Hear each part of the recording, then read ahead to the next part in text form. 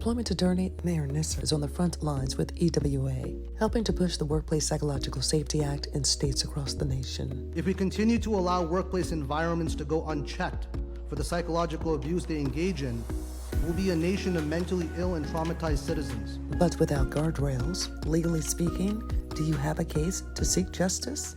There's just so many people out there that are like, listen, I just want to be able to get involved. I want to be able to advocate. I want to be able to, be a part of a movement where I can share my experiences, how I can help people avoid going through these things, how I can, make sure that they get out when it's right, then when it's time to get out and not allow themselves to feel like they should remain in such a place. There's a lot of people that are willing to do that. So I think that there's a lot more we can do in terms of creating a collective movement towards, pushing forward for a law on a local scale and building up from there. There's so many people that I've spoken with over the last 2, 3, 4 years since I walked away because of workplace bullying, that they have not been able to find a job in their respective industry. They have been retaliated against. The former companies continue to follow and or harass through social media. They have not been able to find a job because they have been blacklisted, blackballed, if you will, in their industry. How do we address that? Because that's a very, very real problem. There are people who are losing their homes and losing their cars, and they don't have a livelihood because they can't work in their industry again because of speaking the truth. I think obviously that really is a very difficult situation for somebody to be in. Oftentimes people, depending on what kind of industry that they work in, how small it may be, how small the circles may be that could influence their future outcome. I think, there's really not a really good answer for this, but I would say that there are circumstances where,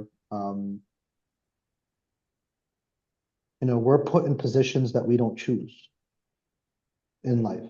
I think we all, sometimes we're put in positions that we do not choose.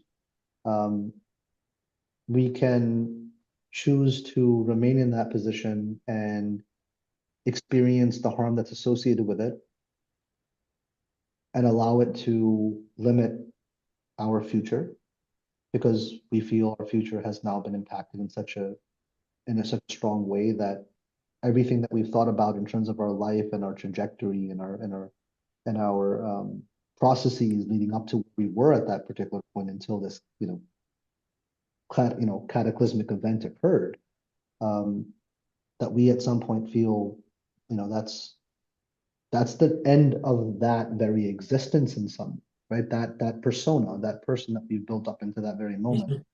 So I think for a lot of people it can be a very challenging thing to now be able to shift and see that, okay, this happened to me, it wasn't of my choosing.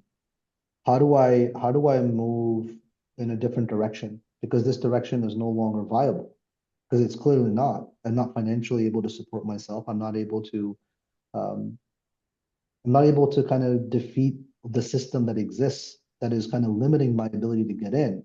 If there's a legal recourse, it's a different scenario. If there is some unlawful aspect behind, you having raised concerns that are of a legal basis, and then you have proof that they're retaliated illegally, and you're able to connect those things, and that's a whole different conversation. But these are situations where people engage in calling out abuse that isn't illegal at the moment. Now we're being, blackballed, as the verbiage goes within their particular industries, and now are finding themselves in a financially distressed manner and difficult. And I think more importantly, I think a lot of people out there that go through these things need to always have a mental health professional involved. I think, we have a lot, one thing that this country seemingly is getting better at is making sure that our system provides some level of healthcare towards people that are experiencing mental health. If it's not through your corporate insurance, through your employer, but now you can get it through your government, like Medicare, Medicaid. You have those options that it's a part of the process, and you should avail yourself of it. There are a lot of support groups, a lot of different ways that you can really address it. I think that's really important, because if we don't get the clarity, if we don't get the mental health treatment that we need from the abuses that we've kind of dealt with, it's going to be very difficult for us to be able to recognize and see that, okay, I need to move in a different direction that is going to perhaps, recognize that maybe I need to build my skills in a different area. I need to now pivot. There are a lot of people that I've seen that have changed careers altogether. I've represented people that were in the finance industry as women, and have spoke up and found it very difficult to get back in and have pivoted over to different careers, and they're happy. It wasn't nothing, like I said, it's not, sometimes we don't choose. A lot of it is really thought, this belief process is that we control. We don't really we can't control everything. And we shouldn't even feel like we control everything, because then we become anxious. We don't choose the battles that we have to fight, but when we're put in that position, we have to fight them, overcome them, and try to move forward towards a direction that is more appealing, or perhaps a different direction, so that way we can kind of get back on our feet. What I've experienced more or less is the systemic injustice of being mistreated as being a Muslim, associated with Islamophobia and based upon my national origin, things of that nature. But in terms of workplace bullying and mobbing and things of that sort, those are not experiences that I personally have had. I've been advocating against forms of injustice since I was 15 years old. Started off with dealing with victims and survivors of rape, against very strong, powerful people, and so this has been a part of my overall persona, which is to fight against things that are wrong in my eyes, and raise a voice for it, and encourage other people to raise voices for themselves, and kind of change environments to be better for all people. So yeah, that's more or less the motivation behind it. Last question, how do you thrive in life? Because, for many of us who have gone through this, it takes a while. The healing journey is sometimes, unfortunately, long suffering. And so we are having to rewire, retrain our brains. How do you, because you're hearing these people's stories day in and day out, and I'm sure that on some level that it has to be a little emotionally exhausting as well, because it is. Many of our stories are unconscionable and painful and excruciating. How do you thrive in life? To travel. Um, I do love people. I enjoy different cultures. I enjoy different cuisines. I like playing sports. I like engaging in different things. But I love traveling the world and seeing things and experiencing nature. And I think faith is a very important aspect of my being. I'm fixated and focused on knowing that all good comes from the one above. I worship regularly, and I'm mindful of my deeds that I engage in. I'm mindful, and I kind of share my feelings about people, the human suffering that exists within our society. Um, I think at the end of the day, I try to find the joy in life. I think I practice it. I think it becomes difficult in when you as a professional, this is what it means to be a professional, is being able to be somewhat emotionally detached and be able to identify the legal processes, and conduct analysis and determine, is there a mechanism of accountability within the process, and oftentimes when there isn't, and that's, like I said, the majority of times where we recognize that, okay, this doesn't fall within the way the law sees it, and we won't be able to really get you the accountability that you truly deserve. Of course, it does take a toll. I believe in mental health treatment. I myself, speak with therapists regularly.